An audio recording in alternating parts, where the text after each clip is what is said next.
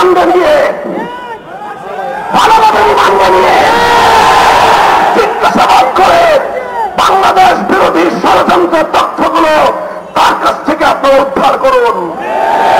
শেখ হাসিনা তাকে কত টাকা দিয়ে তার সন্ত্রাসী বাহিনীকে দেশের বিরুদ্ধে লেলিয়ে দিয়েছে সে তথ্য উদ্ঘাটন করুন।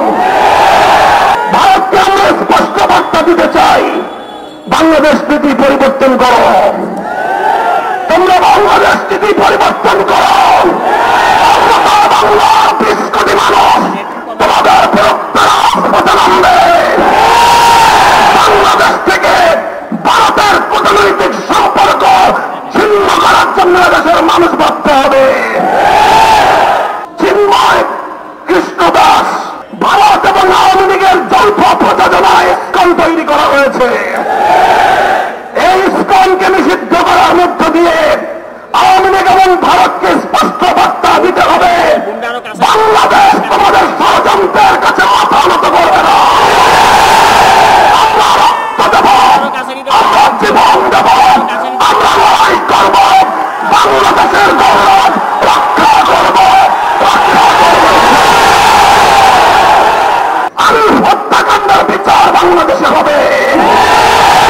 শহীদ আলীর যে জন্য জীবন দিয়েছে, ভারতীয় আধিপত্যবাদকে বাংলাদেশ থেকে রুখে দেওয়া হবে ইনশাআল্লাহ। ভারত যদি এখনো বাংলাদেশের মানুষের পালস বুঝতে ব্যর্থ হয়, বাংলাদেশের মানুষের বিপ্লবী ক্ষমতাকে যদি ভারত নেগলেক্ট করবার চেষ্টা করে, অসম্মান করবার চেষ্টা করে, ভারত তুমি খামখা হয়ে যাবে।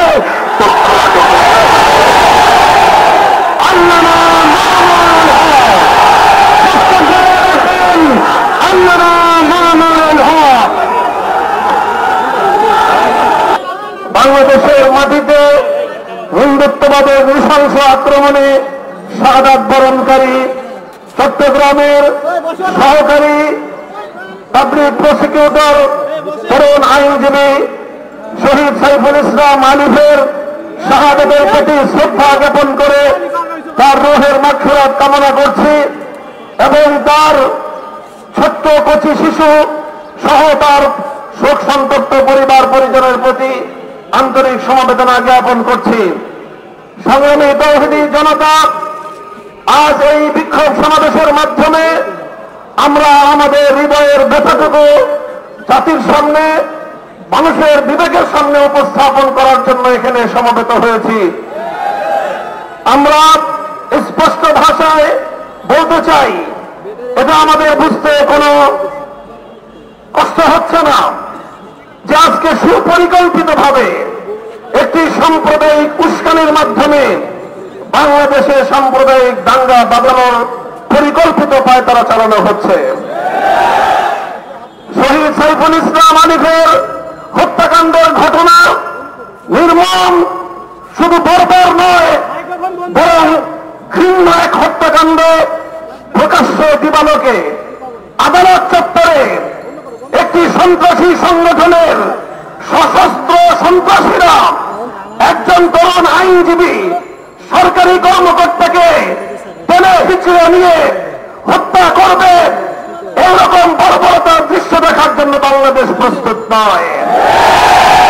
বাংলাদেশ আজ অগ্নিগর্ভ, বাংলাদেশের প্রতিটি মানুষের হৃদয়ে আজ রক্তক্ষরণ হচ্ছে। বাংলাদেশের অন্তর্বর্তীকালীন সরকারকে আমরা বলতে চাই, মানুষের এই ক্ষোভ, মানুষের হৃদয়ের রক্তক্ষরণকে আপনারা বুঝবার চেষ্টা করুন এবং যে সকল হত্যাকারী হিসেবে চিহ্নিত ঘাতকদেরকে গ্রেফতার করা হয়েছে তাদেরকেই শুধুমাত্র বিচারের আওতায় আনলে চলবে না। আমাদের স্পষ্ট দাবি হল, এই ঘটনার নেপথ্যে যারা রয়েছে সেই নেপথ্য খুনিদেরকে বের করে মুখোশ উন্মোচন করতে হবে, তাদেরকেও বিচারের আওতায় আনতে হবে। শহীদ আলিফ হত্যাকাণ্ডের জন্য ইসকনের স্পষ্ট মদতদাতা খুনি শেখ হাসিনাকে আসামি করে তার নেতৃত্বের বিরুদ্ধে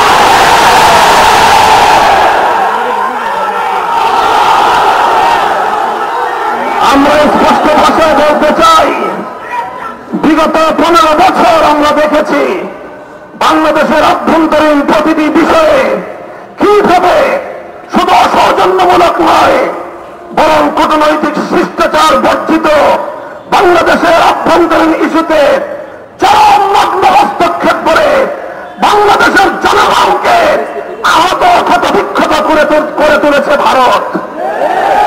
আমরা ভারত রাষ্ট্রের বাংলাদেশ নীতির তীব্র সমালোচনা করছি। ভারতকে আমরা স্পষ্ট বার্তা দিতে চাই, বাংলাদেশ নীতি পরিবর্তন করো, তোমরা বাংলাদেশ নীতি পরিবর্তন করো। বাংলার 20 কোটি মানুষ তোমাদের বিরুদ্ধে রাজপথে নামবে। বাংলাদেশ থেকে ভারতের কূটনৈতিক সম্পর্ক ছিন্ন করার জন্য দেশের মানুষ ভাবতে হবে। আমরা স্পষ্ট ভাষায় বলতে চাই, আইন শৃঙ্খলা রক্ষাকারী বাহিনীকে আমরা বলতে চাই, চিন্ময় কৃষ্ণ দাস তার তৎপরতার দ্বারা কথা দিবালোকরণে পরিষ্কার, সে ভিনদেশী গুপ্তচর হিসেবে ভূমিকা পালন করছিল। বারবার সে তার সেই প্রভুর দেশে গিয়ে সেখান থেকে নির্দেশনা নিয়ে এসে বাংলাদেশের অভ্যন্তরে নৈরাজ্য সৃষ্টি করবার পায়তারা চালিয়েছে।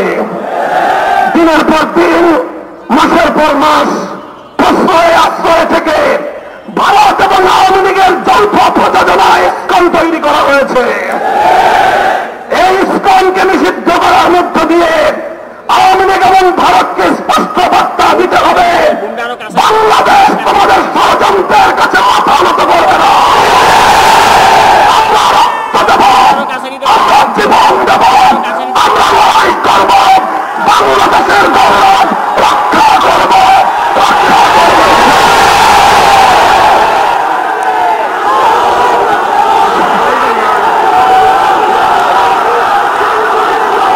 সংগ্রামী সাথী বন্ধুগণ, হেফাজতে ইসলামের কেন্দ্রীয় নেতৃবৃন্দ সহ হেফাজতের প্রতিনিধি দল শহীদ সাইফুল ইসলাম আলিফের কবর জিয়ারত করেছে। তার শোক সন্তপ্ত পরিবার পরিজনের পাশে দাঁড়িয়ে তাদের কাছে আমরা কথা দিয়ে এসেছি, আলিফ হত্যাকাণ্ডের বিচার বাংলাদেশে হবে। শহীদ আলিফ যে জন্য জীবন দিয়েছে, ভারতীয় আধিপত্যবাদকে বাংলাদেশ থেকে রুখে দেওয়া হবে ইনশাআল্লাহ। ভারত যদি এখনো বাংলাদেশের মানুষের পালস বুঝতে ব্যর্থ হয়, বাংলাদেশের মানুষের বিপ্লবী ক্ষমতাকে যদি ভারত নিগ্রেট করবার চেষ্টা করে, অসম্মান করবার চেষ্টা করে, ভারত তুমি খান হয়ে যাবে। পার্শ্ববর্তী কোন একটি দেশের সঙ্গে তুমি সুসম্পর্ক রক্ষা করতে পারোনি। প্রতিটি রাষ্ট্রের অভ্যন্তরীণ বিষয়ে হস্তক্ষেপ করে তুমি সার্ক অঞ্চল থেকে তুমি একঘরে হয়ে গিয়েছ। তোমার পাশে কোন দেশ নাই। চারপাশ থেকে আমরা ক্ষুদ্র শক্তিগুলো যদি তোমার হাত পা নাক চেপে ধরি, তুমি দম নিতে পারবে না। বাংলাদেশের বুকের উপর দিয়ে তোমার সেবাদাসীকে বসিয়ে তুমি একটার পর একটা চুক্তি করে বাংলাদেশ বিরোধী সকল স্বার্থকে ধ্বংস করে একতরফা ভারত সকল স্বার্থ নিয়ে গিয়েছে। বাংলাদেশের বিরুদ্ধে ভারতের বিগত 15 বছরের সকল ষড়যন্ত্রকে আমরা নিন্দা জানাই এবং আবার স্পষ্ট ভাষায় ভারতকে বাংলাদেশ থেকে পরিবর্তনের আহ্বান জানাই।